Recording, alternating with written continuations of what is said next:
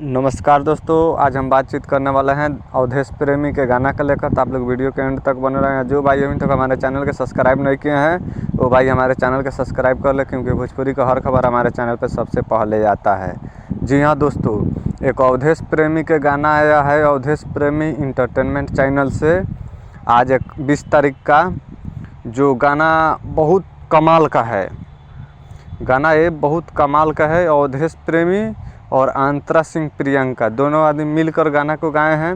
और गाना का नाम रखा गया है ढोड़ी के आज जन्मदिन बा। गाना का नाम रखा गया है ढोड़ी के आज जन्मदिन बा। ये गाना के लिखले बड़न के नीतीश राइटर हुए और म्यूजिक दिल बड़न विकेश भोजपुरिया। ये बहुत कमाल का सॉन्ग बा भैया।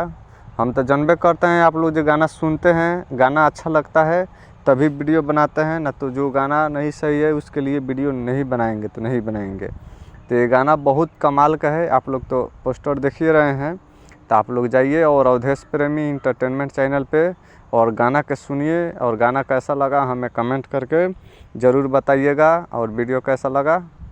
जब तक के लिए बाय, मिलते हैं अगले वीडियो में। और ज़रूर चैनल को सब्सक्राइब ज़रूर कीजिएगा, वीडियो सही लगेगा तो।